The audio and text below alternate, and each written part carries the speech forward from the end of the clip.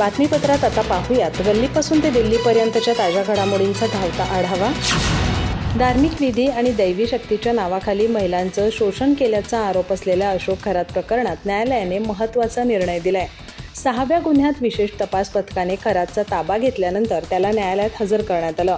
सुनावणीनंतर न्यायालयाने त्याला 26 एप्रिलपर्यंत पोलीस कोठडी सुनावली असून तपासासाठी आणखी वेळ देण्याची मागणी मान्य केली आहे। आजची सुनावणी व्हिडिओ कॉन्फरन्सिंगद्वारे पार पडली। या प्रकरणात कॅनडा कॉर्नर परिसरातील कार्यालयात एका महिलेला गुंगीचे पदार्थ देऊन तिच्यावर अत्याचार केल्याचा गंभीर आरोप आहे। पीडितेला पाणी, पेढे आणि इतर पदार्थ देत तिला बेशुद्ध करून गैरप्रकार केल्याचं तपासात समोर आलंय। या घटनेचा अधिक तपास करण्यासाठी SITने आरोपीची कोठडी वाढवण्याची मागणी केली होती।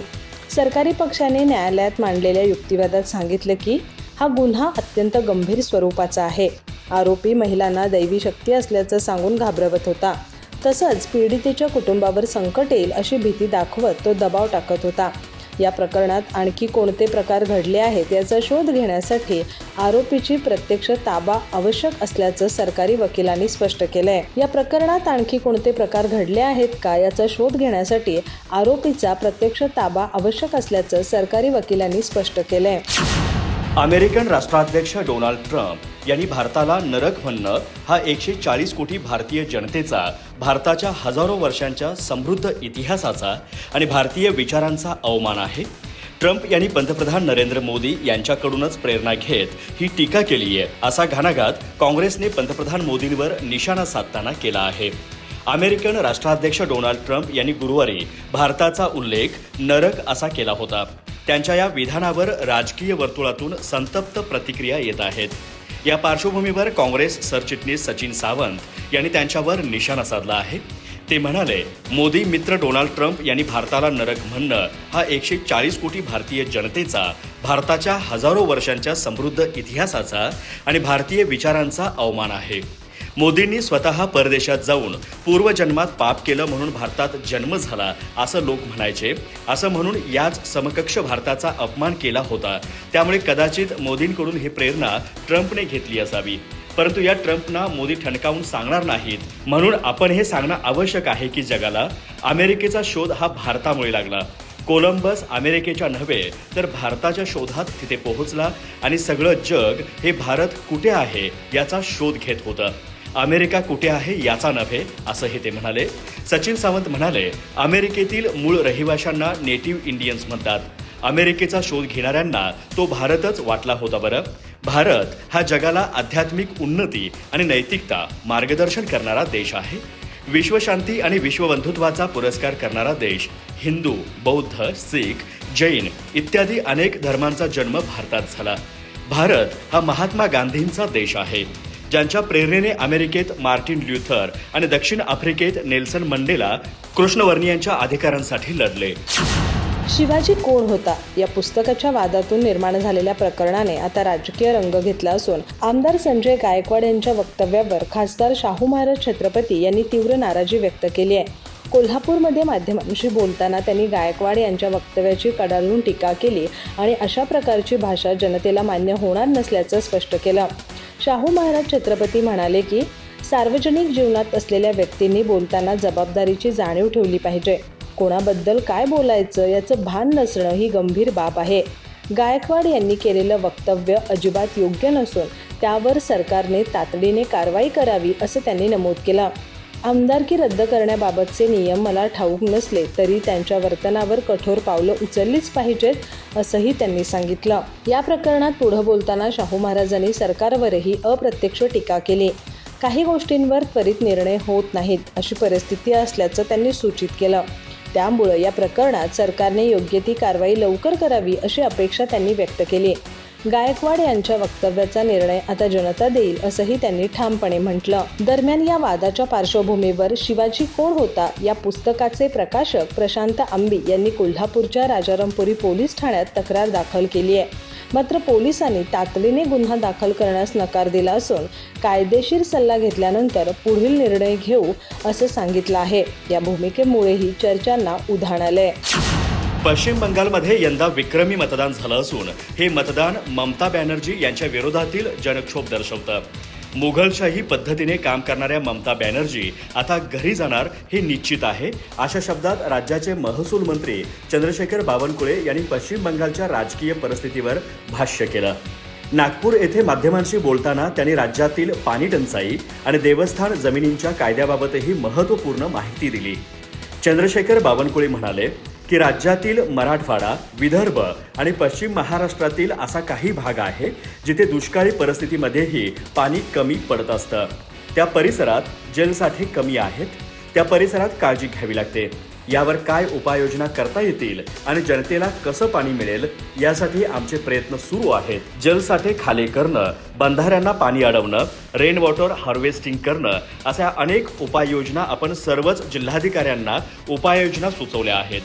जलजीवन मिशनमध्येही काही निधीची कमतरता होती, पण आता त्यातून मार्ग निघाला आहे. चंद्रशेखर बावनकुळे म्हणाले की जलसाठे जास्तीत जास्त मजबूत करणं, पाणी जास्त खर्च होणार नाही याची काळजी घेणं, पाण्याची थोडी कपात करणं असे उपाय करणं गरजेचं आहे. पाणी वाहून जाण्यापेक्षा ते पाणी थांबवणं आणि जिरवणं याकडे सरकारचं लक्ष आहे. यावर्षी पाणी जपून वापरणं गरजेचं आहे. त्यामुळे शहरी आणि ग्रामीण भागातील जनतेने पाणी जपून वापरावं असं आवाहन आम्ही यापूर्वीच केलेलं आहे. यासाठी मी नागपूर आणि अमरावतीची बैठक घेतली आहे. सर्वच जिल्ह्यातील दुष्काळ परिस्थितीवर मुख्यमंत्र्यांचं लक्ष आहे. सत्ताधारी शिवसेनेने बुलढाण्याचे आमदार संजय गायकवाड यांनी कॉम्रेड गोविंद पानसरे यांच्या शिवाजी कोण होता या पुस्तकाविषयी केलेल्या वादग्रस्त विधानापासून फारकत घेतली आहे. संजय गायकवाड यांच्या विधानाशी पक्षाचा कोणताही संबंध नाही. ते त्यांचे वैयक्तिक विचार आहेत. त्यांच्या व्हायरल क्लिपचीही सत्यता आम्हाला माहिती नाही असं शिवसेनेनं म्हटलंय. आमदार संजय गायकवाड यांनी कॉम्रेड गोविंद पानसरे यांच्या शिवाजी कोण होता या पुस्तकाच्या शीर्षकावरून प्रकाश प्रशांत आंबी यांना शिवीगाळ करून जीवे मारण्याची धमकी दिली आहे. या प्रकरणी गायकवाड यांच्यावर टीकेची झोड उठली आहे. काँग्रेसने या प्रकरणी मुख्यमंत्री देवेंद्र फडणवीस यांना एक पत्र पाठवून संजय गायकवाड यांच्यावर गुन्हा दाखल करण्याची मागणी केली आहे. या प्रकरणी सत्ताधारी शिवसेनेची प्रचंड कोंडी झाली असताना या सत्ताधारी पक्षाने आता गायकवाड यांच्या विधानापासून स्वतःला दूर ठेवण्याचा प्रयत्न केलाय. संजय गायकवाड हे आमदार आहेत, त्यामुळे बोलताना त्यांनी संयम राखला पाहिजे. त्यांनी वापरलेली भाषा चूक आहे. या सगळ्यामुळे एकनाथ शिंदे आणि पक्षाची बदनामी होते हे त्यांच्या लक्षात येत नाही. मी प्रवक्ता म्हणून एवढंच सांगेन की आम्ही त्यांच्या विचारांशी सहमत नाही. एका पुस्तकावरून अशी शिवीगाळ करणं आणि पुस्तकाची सत्यता काय आहे हे जाणून न घेता प्रतिक्रिया देणं हे संयम नसल्याचं द्योतक आहे. त्यांच्या अशा वागण्याने पक्ष नेतृत्वावर आक्षेप येईल हे गायकवाड यांच्या लक्षात आलं नाही. त्यांनी या प्रकरणी केलेलं विधान हे त्यांचे वैयक्तिक मत आहे. पक्ष त्यांचं समर्थन करत नाही असं शिवसेना प्रवक्ते प्रकाश महाजन यांनी म्हटलंय. केवळ ऑटो टॅक्सीवाल्यांना मराठी सक्तीचा निर्णय का? कॉर्पोरेट सेक्टरमध्ये काम करणारे, मोठ्या कंपन्यांमध्ये काम करणारे सर्व लोक मराठीमध्ये बोलतात का? स्विगी, झोमॅटोचे डिलिव्हरी बॉय मराठी बोलतात का? सर्वांना मराठी शिकवण्याचा प्रयत्न सरकारतर्फे झाला पाहिजे असं शिवसेना नेते संजय निरुपम यांनी म्हटलं आहे. हे काही आम्ही मतदान मिळावं म्हणून करत नाही, लोकांचा रोजगार जाऊ नये यासाठी आम्ही काम करत आहोत. संजय निरुपम म्हणाले की महाराष्ट्र शासनाने फेरीवाले, ऑटो टॅक्सी चालक या सर्वांना मराठी शिकण्याची व्यवस्था करा. मंत्री प्रताप सरनाईक यांनी अशी घोषणा केली आहे असं मला समजलं. मराठी भाषेच्या विरोधात कोणीही नाही, पण मराठी सक्ती केली तर लोकांना थोडासा त्रास होऊ शकतो. यामुळे आम्ही त्यांच्या बाजूने उभे आहोत. मी हे काही मतदान मिळवण्यासाठी करत नाही. संदीप देशपांडे मराठीचा आग्रह केवळ मतांसाठी करतात का? तुमचे किती आमदार निवडून आले असं म्हणत त्यांनी संदीप देशपांडेंनी केलेल्या टीकेला प्रत्युत्तर दिलं. मराठी लिहिणं, वाचणं आणि बोलण्याची एक परीक्षा होणार आहे. तर ते या परीक्षेत पास झाले नाहीत तर त्यांचं लायसन्स आणि परमिट रद्द करण्यात येईल, तर बॅच जप्त करण्यात येणार आहे. हा निर्णय अन्यायकारक आहे. मी मंत्री प्रताप सरनाईक यांच्याशी या संदर्भात चर्चा केली आहे. ऑटो टॅक्सीवाल्यांकडून आपण अशी अपेक्षा केली पाहिजे की त्यांनी मराठीत बोलावं, मराठीमध्ये संवाद साधावा, पण त्यांची परीक्षा घेऊ नये, कारण ती लोक शिकलेली नाहीत. जर ते शिकलेले असते तर त्यांनी ऑटो आणि टॅक्सी चालवली असती का, असा सवाल संजय निरुपम यांनी केला आहे. मावियामध्ये विधान परिषदेच्या निवडणुकीसाठी रस्सीखेच सुरू आहे. काल काँग्रेस प्रदेशाध्यक्ष हर्षवर्धन सपकाळ यांनी मातोश्रीवर जात सांगितलं की आता विधान परिषद तुम्हाला हवी असेल तर येणाऱ्या राज्यसभेचा निर्णय आत्ताच द्यावा लागेल. विधान परिषद जर तुम्हाला हवी असेल तर येणारी राज्यसभा काँग्रेसला द्यावी लागेल असं त्यांनी ठणकावत सांगितलं आहे, असं भाजप प्रवक्ते नवनाथ बन यांनी म्हटलंय. नवनाथ बन म्हणाले की विधान परिषद जर उद्धव ठाकरे यांना दिली तर संजय राऊत यांची राज्यसभेची जागा रिकामी होईल. त्यावर काँग्रेसने दावा केलाय. म्हणून उद्धव ठाकरे विधान परिषदेवर जाऊ नयेत यासाठी संजय राऊत प्रयत्न करतायत. आपला पत्ता कट होऊ नये यासाठी ते उद्धव ठाकरेंचा पत्ता कट करण्याच्या प्रयत्नात आहेत. सपकाळ यांनी सवाल केला आहे की आम्हाला संधी कधी मिळणार, आम्ही काय केवळ पाठिंबाच द्यावा का? यामुळे उभाटात राऊत वर्सेस ठाकरे असा वाद सुरू आहे. नवनाथ बन म्हणाले की मावियामध्ये पुढील राज्यसभेची जागा काँग्रेसला सुटणार असल्यानं संजय राऊत काँग्रेसकडून राज्यसभेवर जाण्याचे प्रयत्न सुरू आहेत. एकतर उद्धव ठाकरेंचा पत्ता कट करायचा नाही तर उभाटा सोडून काँग्रेस प्रवेश करत खासदारकी मिळवण्याचा प्रयत्न राऊत यांच्याकडून सुरू आहे.